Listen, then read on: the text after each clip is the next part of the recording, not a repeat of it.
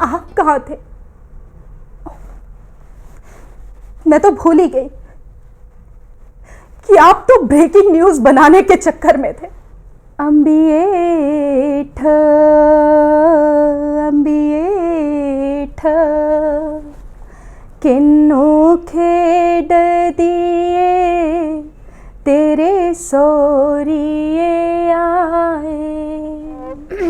Covid में तो कोई थिएटर वेटर हो नहीं रहा है, कमर्शियल कुछ हो नहीं रहा है, काम कुछ हो नहीं रहा है। अगर हम सीरियल्स भी करते हैं तो सेम चीज़ है कि अपना सेफ्टी साथ में लेकर करते हैं, बिकॉज बस इस टाइम क्या है कि लोग भीड़ भाड़ में जाना अवॉइड करेंगे और घर पे बैठ के आप यूट्यूब पे देख सकते हैं। तो मुझे लगता है कि डिजिटल थिएटर को ज़्यादा प्रेफरेंस मिलनी चाहिए। और यही राज कपूर जी की फिल्म का एक बहुत ही फेमस डायलॉग है, the show must go on. इस पैंडमिक के टाइम में थिएटर्स और फिल्म इंडस्ट्रीज की लाइफ जैसे थम सी गई है। नमस्कार, मैं Neetu Singh JK news today से। आज हम बात करेंगे जम्मू की जानी मानी actress, script writer, director Neha Lohotra ji से, जिनसे जानेंगे कि इस पैंडमिक टाइम में थिएटर और फिल्म इंडस्ट्री कैसे सफ़र कर रही है। नेहा लोहोत्रा जी, बहुत स्वागत है आपका जेके न्यूज़ टुडे में। Thank you so much. Ma'am, आपसे कुछ जानना चाहेंगे कि आपकी एक्टिंग फील्ड में आप अपनी जर्नी के बारे में कुछ बताइए। वेल 2007 में मैंने अपना ये एक्टिंग की फील्ड में पहला कदम रखा था, यू कैन से। और that time I was in मतलब कॉलेज में थी शायद, और डिस्प्ले योर टैलेंट होता रहता था तो हम लोग उसमें पार्टिसिपेट करते थे। And suddenly I got a call कि मुझे दूरदर्शन में बुलाया गया है, और एक स्क्रिप्ट थी जिसके लिए मुझे उन्होंने बुलाया था। And that was a serial Kunju Chanchalo. बहुत ज़्यादा पॉपुलर सीरियल गया है वो। जैसे होता है ना, लव स्टोरी होती है, हीर रांझा हो गया, सोनी महिवाल हो गए, वैसी एक लव स्टोरी थी Kunju Chanchalo, and that was a Dogri serial. तो आई एम ब्लेस्ड कि मुझे पहला ही सीरियल, एक मेगा सीरियल मिला था डीडी का, जिसमें मैंने लीड रोल किया था। तो वो मेरे लिए एक स्टार्टिंग पॉइंट ही, एक टर्निंग पॉइंट था। तो बस उसके बाद से जर्नी शुरू हो गई। थिएटर किया, कमर्शियल्स किए, काफ़ी ज़्यादा सीरियल्स किए, शॉर्ट मूवीज़ किए, सॉन्ग की, एल्बम की। तो बस एक जर्नी, एक स्मूथ सी जर्नी चल रही है, और टचवुड अभी तक चल रही है। तो जैसे आप बता रही हैं 2007 में आपने अपना करियर स्टार्ट किया, लगभग 13 साल हो चुके हैं आपको अपने करियर को स्टार्ट करने किए हुए। तो ओवरऑल आप इस जर्नी को कैसे देखती हैं? हर एक आप जो भी कुछ करते हो ना, वहाँ पे आपको पॉजिटिव चीज़ें भी मिलती हैं, नेगेटिव चीज़ें भी मिलती हैं। और मैंने अपना जब ये जर्नी शुरू की थी तब मुझे इतना नॉलेज नहीं थी इसके बारे में, बट मेरा स्टार्टअप बहुत अच्छा रहा था। सीरियल पहला किया कुंजू चंचलो, एक मेगा सीरियल किया, एज अ लीड रोल किया, और उनके साथ किया जिनको मैं ऑलरेडी टीवी में देखती थी। मतलब होता तब तो दूरदर्शन काफ़ी चलता था, तो हम लोग काफ़ी देखते थे। तो उसके बाद थिएटर में आई तो next year I got best actress award. मतलब that was a very big achievement for me, जो मेरे लिए बहुत बड़ी बात थी। आई स्टिल रिमेंबर जब मैंने न्यूज़पेपर पे अपना नाम देखा था कि best actress award goes to Neha Lohotra, and that time मतलब मेरे लिए ऐसा था कि मुझे पता नहीं क्या मिल गया। बहुत अच्छी फीलिंग थी, बहुत अच्छी अचीवमेंट्स ली हैं। वो यंग वुमेन अचीवर का अवार्ड लिया है और बेस्ट एक्ट्रेस अवार्ड लिया है। और पहले एज एन एक्ट्रेस आती थी, काम करती थी, थिएटर करती थी, बट अब 2-3 साल से एज अ डायरेक्टर आ रही हूँ और प्लेस को डायरेक्ट भी खुद कर रही हूँ। और बहुत अच्छा लगता है, मतलब एक बड़ी स्मूथ जर्नी रही है। उसके बाद सीरियल्स किए काफ़ी, हिंदी लैंग्वेज में किए, उर्दू लैंग्वेज, डोगरी लैंग्वेज, पहाड़ी, गोजरी, बट कश्मीरी में नहीं किया। लेकिन मेरा बहुत मन है एक सीरियल एक्टिस में कश्मीरी में भी करूँ, लेकिन मुझे बिल्कुल नहीं आती है। तो बहुत अच्छा लगता है। काफ़ी मतलब जम्मू का कोई ऐसा एक्टर नहीं है जिनके साथ मैंने स्क्रीन शेयर नहीं किया, और एक अच्छी पॉजिटिव वाइब्स के साथ टेक्निकल टीम होती है, वो बहुत अच्छी होती है। उसके बाद बॉलीवुड मूवीज़ में भी कुछ काम किया है, वेब सीरीज़ में भी काम किया है। कुछ मतलब पॉजिटिव चीज़ें भी थी, नेगेटिव चीज़ें भी थी, जहाँ पे मुझे बेस्ट एक्ट्रेस का अवार्ड मिला, यंग वुमेन अचीवर का अवार्ड मिला। आई am a junior fellow member of CCRT। I am blessed कि जम्मू JNK की I am the only female candidate जो कि जूनियर फेलो मेंबर है। और मतलब अच्छा लगता है। काफ़ी बड़े बड़े एक्टर्स हैं जिनके साथ मैंने स्क्रीन शेयर किया है। तो बस पॉजिटिव बातें तो यही हैं, और नेगेटिव बातें मुझे कहीं ना कहीं ये बुरा लगता है कि जम्मू अभी तक उस लेवल पे नहीं पहुंचा है जहां पे मुंबई है।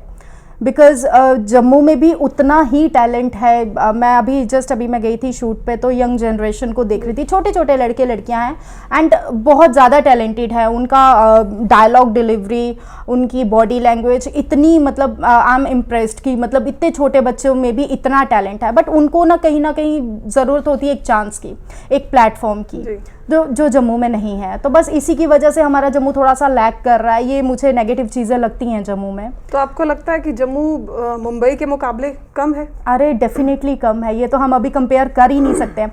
मतलब जम्मू में ये है कि टैलेंट इतना भरा पड़ा है ना, जम्मू के आर्टिस्ट, इवन मैं अपने आप को भी इन्वॉल्व करूँगी बीच में, हम लोग वेट करते हैं कि बाहर से कोई आएगा और वो बॉलीवुड का कोई प्रोजेक्ट लेकर आएगा, देन हमें कास्ट करेगा, हमें एक कैरेक्टर मिलेगा उसमें। बिकॉज़ दो ही चीज़ें होती हैं, या तो आप बॉलीवुड में अपनी जगह बनाओ या फिर मुंबई जाके सेटल होके वहाँ पे अपनी जगह बनाओ। तो मुंबई जाके सेटल होना आसान बात नहीं है, बहुत टफ होता है। और अगर कोई मिडिल क्लास से उठ के जाएगा उसके लिए बहुत ही मुश्किल होता है वहाँ पे अपने आप को सेटल करना। तो मतलब बॉलीवुड में तो ऑब्वियसली जो यहाँ पे जम्मू में काम है और बॉलीवुड का काम है वो तो ज़मीन आसमान का फ़र्क है। लेकिन हमें एक कहीं ना कहीं ये चीज़ अच्छी है यहाँ पे जम्मू कश्मीर की, बॉलीवुड की कितनी मूवीज़ हैं जो कि यहाँ पे शूट होती हैं। इवन मैंने खुद अभी 3 बॉलीवुड की मूवीज़ की हैं जो जम्मू में रहकर मैंने बॉलीवुड की मूवीज़ की हैं। और जो जब मैंने अपना पोस्टर देखा PVR में, मतलब केसी में, तो एक अच्छी फीलिंग आती है। मुझे मुंबई जाने की ज़रूरत नहीं थी। तो वही है कि जम्मू में टैलेंट बहुत है लेकिन प्लेटफॉर्म बिल्कुल भी नहीं है। हम लोगों को मौके मिलने चाहिए, हमें प्लेटफॉर्म की ज़रूरत है, हमें चांस मिलना चाहिए ताकि हम लोग भी अपना कैलिबर है वो हम बाकियों को दिखा सकें। तो बस बहुत फ़र्क है मुंबई का उसमें और यहाँ जम्मू में। मुंबई की बात कर रहे हैं तो जैसे आपने हमें बताया कि आप वेब सीरीज़ में भी काम कर रही हैं, कल को भगवान करे आपको बहुत अच्छी अच्छी ब्लॉकबस्टर्स मिले तो क्या आप जम्मू में काम करना बंद कर देंगी या सिर्फ जाके मुंबई में ही सेटल हो जाएंगी? नहीं, ऐसा तो नहीं है। मूवीज़ करेंगी? एक्चुअली अभी भी मैंने वहाँ पे काम किया, वहाँ की मूवीज़ की हैं, बट जम्मू में रह कर किया। Actually I am a very family sick, मैं बहुत फैमिली सिक हूँ। और जम्मू से अगर ज़्यादा देर तक मैं बाहर रहती हूँ ना, मुझे मतलब नहीं रह सकती मैं, मुझे जम्मू आना ही होता है। कुछ भी हो जम्मू को नहीं छोड़ सकती हूँ मैं। हाँ, अगर मुझे कुछ टच फूड, अगर कुछ अच्छे प्रपोजल्स आते हैं तो मैं डेफिनेटली वहाँ पे जाऊँगी, शूट करूँगी और वापस आऊँगी। एक तरह से आप कह रहे हैं आप बहुत ही फैमिली ओरिएंटेड पर्सन है, तो आपकी फैमिली का क्या इम्पैक्ट रहा जब आपने एक्टिंग फील्ड ज्वाइन करी? वो लोग हैं तो मैं सपोर्टिव थे या? डेफिनेटली मैं कह रही हूँ कि आई एम ब्लेस्ड। मैं दिल से दुआ करती हूँ कि जितने भी यंग जनरेशन है ना उनको ऐसे पेरेंट्स मिलना चाहिए। Because I am feeling really very very blessed. Because क्या होता है कि चाहे मेरा पढ़ाई थी, कल्चरल एक्टिविटीज़ थी, कुछ भी था, इवन मीडिया लाइन थी, कुछ थिएटर होता है, कमर्शियल होता है, कुछ भी होता है, मेरी फैमिली की सपोर्ट हमेशा रहती है। और मुझे नहीं लगता अगर उनकी सपोर्ट नहीं होती ना तो शायद आज मैं यहाँ पे नहीं होती, मैं आप मेरा इंटरव्यू नहीं ले रहे होते शायद। बिकॉज उनका हर कदम पे उन्होंने मेरा साथ दिया है। जो जहाँ पे मैं गलत होती हूँ मुझे समझाते हैं कि नहीं ये चीज़ गलत है, तुम इसको अगर ऐसे करोगी तो वो है। मतलब फैमिली की सपोर्ट होना बहुत ज़रूरी है, मुझे ऐसा लगता है। नहीं तो अगर फैमिली की सपोर्ट नहीं होगी ना, आप उस लेवल को अचीव नहीं कर पाओगे जो आप करना चाहते हो। तो ज़िंदगी के क्या उतार चढ़ाव रहे हैं आपके? उतार चढ़ाव अचीवमेंट्स के बारे में अगर आप बताएं। मैंने भी थोड़ी देर पहले बताया कि अचीवमेंट्स मतलब काफ़ी ज़्यादा रही हैं मेरी इस फील्ड में। जैसे बेस्ट एक्ट्रेस अवार्ड लिया था, यंग वुमेन अचीवर अवार्ड लिया था। इवन जब मैंने अपना पहला प्ले एज अ डेब्यू किया था as a director, I got 7 award. उसमें प्रोडक्शन था, कॉस्ट्यूम था, मेकअप था, मतलब काफ़ी ज़्यादा कंक्लूड किया तो 7 अवार्ड्स थे। और मुझे नहीं लगता कि वो मेरे लिए बहुत बड़ी बात थी, उसको मैंने लाइटली ऐसे लेना चाहिए था, बट वो मेरे लिए बहुत बड़ी बात थी। और काफ़ी ज़्यादा अच्छा है कि जम्मू में बैठ के मैंने बहुत अच्छे अच्छे कलाकारों के साथ स्क्रीन शेयर किए। असरानी जी हैं, उनको कौन नहीं जानता है, और शगुफ्ता जी हैं, उन्होंने भी काफ़ी बॉलीवुड की मूवीज़ की हैं। मीर सरवर जी हैं जो केसरी में मेन विलन है। मतलब उन लोगों के साथ स्क्रीन शेयर करना इट्स बहुत अच्छी फीलिंग होती है कि मतलब मैं उन लोगों के साथ स्क्रीन शेयर कर रही हूँ। तो अच्छी बातें भी हैं और बुरी बातें वैसे मेरे साथ ज़्यादा कुछ बुरा हुआ नहीं है, टच Touch वुड। wood। और जो होता भी है उसको भी हम इतना सीरियसली नहीं लेते। तो स्टार्टिंग आपने कमर्शियल से की या थिएटर से की है? नहीं, मैंने किया था, मेरा पहला सीरियल था कुंजू चंचलो। अच्छा। कमर्शियल मेरा स्टार्टिंग था और उसके बाद मैंने थिएटर ज्वाइन किया था। मतलब साथ साथ ही चली है, मेरी दोनों की जर्नी साथ साथ चली है। थिएटर्स को ज्यादा इंपॉर्टेंस देंगे या आप कमर्शियल को ऐसा ज्यादा कुछ importance नहीं देंगी? है, बिकॉज दोनों ही मेरे दिल के बहुत करीब है। काम कोई भी हो मैं दिल से करती हूँ, जो भी करूँगी दिल से करूँगी और पैशनेटली करूँगी। तो मैम आपने जैसे कि आप बता रहे हैं आपने इतने सारे शोज किए हैं, इतने सारे थिएटर्स किए हैं, आपका फेवरेट शो तो कोई तो होगा जो आपके दिल के बहुत करीब होगा? एक्चुअली फ्रैंकली स्पीकिंग तो मेरा हर प्ले, जितने भी मैंने प्लेस किए हैं वो मेरे दिल के बहुत ही करीब है। बिकॉज मैं, अगर मुझे 13 साल हो गए हैं ये इस फील्ड में, तो मैंने हमेशा वुमेन ओरिएंटेड काम किया है। मतलब जितने भी प्लेस किए हैं वुमेन ओरिएंटेड ही किए हैं और मुझे वुमेन ओरिएंटेड काम करना अच्छा लगता है कहीं ना कहीं। तो मैंने दामिनी प्ले किया, पड़ाव किया था, अभी रिसेंटली मैंने एक प्ले खुद डायरेक्ट किया था, शाह शाहनी। और ये प्ले मुझे कहीं ना कहीं बहुत क्लोज है मेरे, बिकॉज क्या था कि एक रियलिस्टिक प्ले था। मैंने प्लेस किए हैं, बहुत अच्छे प्लेस किए हैं, लेकिन वो मैंने एब्स्ट्रैक्ट प्लेस किए थे, ठीक है। तो ये वाला जो प्ले था ये मेरे लिए भी एक चैलेंज था, बिकॉज ये एक रियलिस्टिक प्ले था और इसमें ना जम्मू की बहुत सी चीज़ें इन्वॉल्व थी। जम्मू के छोटे छोटे शहरों के नाम थे, स्टोरी भी यहीं की थी, तो वो कहीं ना मैं रिलेट कर रही थी उससे, रिप्रेजेंट कर रहे थे। हाँ, मुझे वो चीज़ लगा था और ये कहीं ना कहीं मुझे ये अपना सबसे बेस्ट लगा। ऐसा नहीं है, क्योंकि मुझे बाकी के प्लेस भी बहुत अच्छे लगे थे। मैंने एक दामिनी किया था, उसकी भी स्क्रिप्ट मैंने खुद ही लिखी थी और but that was very haunting.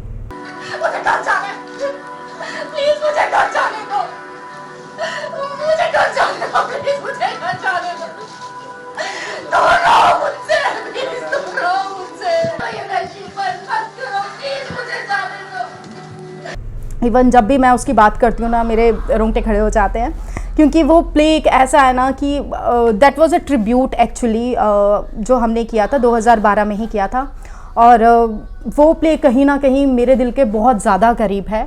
लेकिन अगर मैं ये बोलूँगी कि वो मेरा फेवरेट है तो ऐसा नहीं है, बिकॉज मैं वो प्ले दोबारा नहीं कर सकती, इतनी हिम्मत नहीं है मेरे में।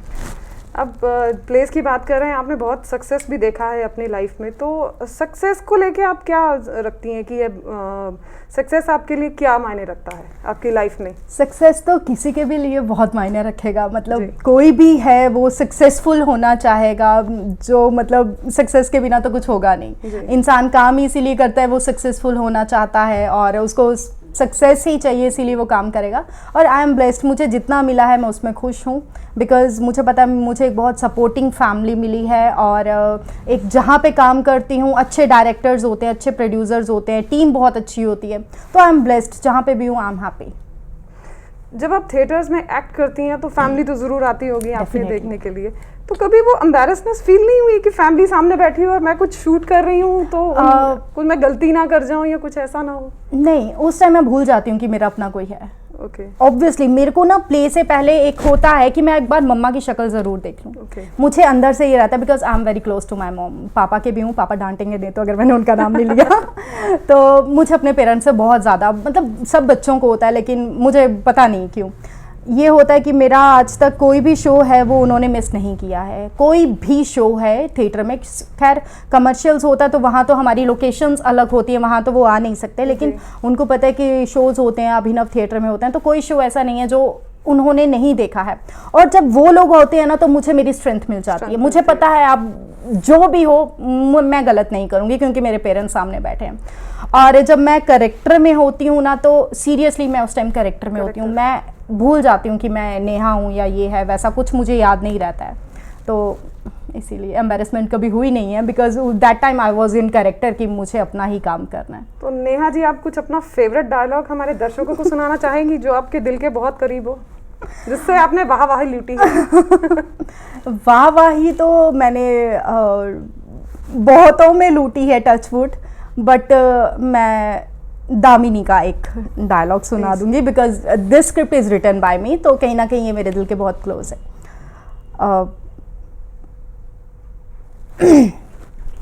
ये मैं मीडिया से, मतलब उन लोगों से बात कर रही हूँ, डोंट टेक इट सीरियसली।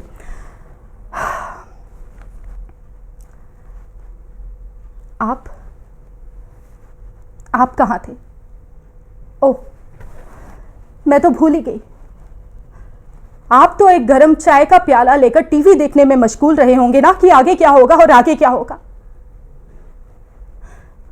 और आप कहां थे? मैं तो भूल ही गई कि आप तो ब्रेकिंग न्यूज बनाने के चक्कर में थे। और आप तो मां है ना। बच्चों पे आने वाली मुसीबत का मां को पल भर में पता चल जाता है, तो फिर आप क्यों नहीं आई? That's it.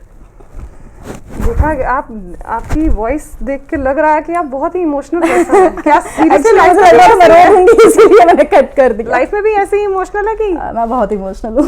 ओके, ज्यादा इमोशनली अटैच आप अपनी मदर से हैं हाँ, या फैमिली से? दोनों से हूँ, बट ज्यादा मम्मा से हूँ। नहीं, सॉरी। तो एक्टिंग भी करती हैं, गाने भी गुनगुनाती होंगी आप।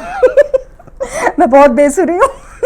वो मन की आवाज तो हर कोई यही कहता है मन की आवाज से कि मैं बेसुरी हूँ। तो गाने में अगर आप हमारे दर्शकों को कुछ 2 लाइनें सुना दें, उनको भी अच्छा लगेगा सुनकर। मैं सीरियसली बहुत बेसुरी हूँ। खैर, मैं जम्मू की हूँ। जम्मू दी कुड़ियाँ डोगरी में एक सुहाग जिसको बोलते हैं वो गुनगुना देती हूँ। अंबिएठ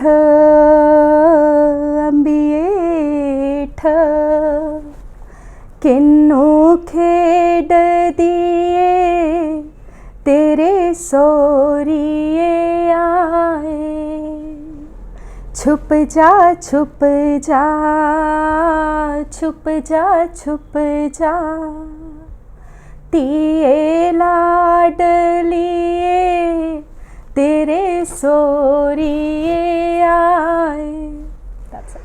एक्टिंग के साथ साथ हमने कभी गाने का नहीं सोचा? बिल्कुल भी नहीं, बिल्कुल भी नहीं। कभी डायरेक्टर्स ने आपको कहा नहीं कि आप एक इस मूवी के लिए या अरे नहीं, मुझे पूरी अपने पे पूरा विश्वास है, मुझे कभी कोई नहीं बोलेगा। तो मैम, रिसेंटली आपने वेब सीरीज की है। हाँ, अपना एक्सपीरियंस शेयर कीजिए उस वेब सीरीज को लेके। हाँ, मैंने एक्चुअली लास्ट ईयर एक वेब सीरीज़ की थी 92 आवर्स, जो प्राइम फ्लिक्स पे आ चुकी है।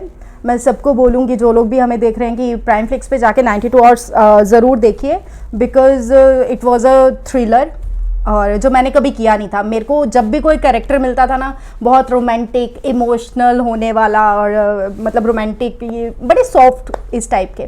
और ये जो था 92 आवर्स में मैंने CBI का कैरेक्टर किया है, और that was a challenge for me, because मैंने इस तरह के रोल कभी किए नहीं थे, और मुझे बहुत अच्छा लगा था ये कैरेक्टर करके, बिकॉज़ थोड़ा सा रफ़ लैंग्वेज थी, रफ़ लुक थी, और वो लड़ाई झगड़ा बहुत था, और मुझे एक डिफरेंट कैरेक्टर करके बहुत ही मज़ा आया था। और डायरेक्टर थे हमारे Shahid ji, and thank you so much जिन्होंने मुझ में वो कैलिबर देखा और मुझे इसके लिए कास्ट किया था। तो वो तो आ चुकी है। रिसेंटली हम अभी एक वेब सीरीज़ करके आई हैं जिसका नाम है एक प्यार का नगमा।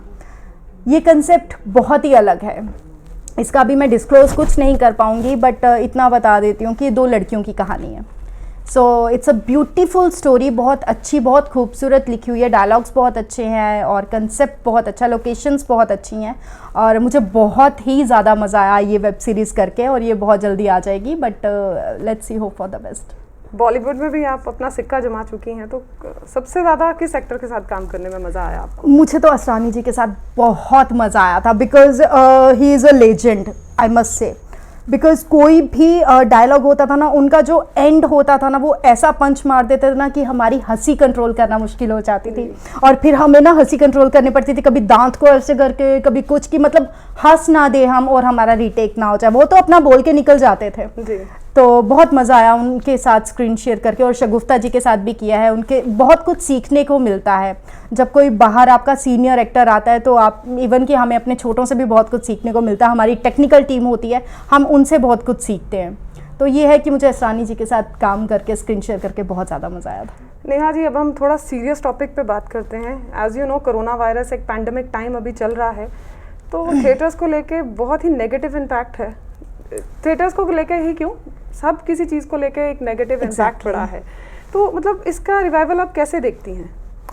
सी, जहाँ तक अभी इस कोविड की सिचुएशन है, तो चाहे जॉब्स हों, चाहे इवन स्कूल देख लो, आप बच्चों के स्कूल देख लो, हर एक चीज़ में बहुत ही ज़्यादा नेगेटिव असर पड़ा है। इवन हम लोगों की अपना जो हमारा काम है, हम लोग भी घर पे बैठे हुए हैं, कुछ काम नहीं है अभी, बहुत ज़्यादा डर बैठा हुआ है कि अभी भी रिसेंटली अभी मैंने जब अनलॉक हुआ है तो मैंने कुछ शूट्स किए हैं, बट जिस फ्रीडम के साथ हम पहले काम करते थे ना, वो फ्रीडम नहीं है।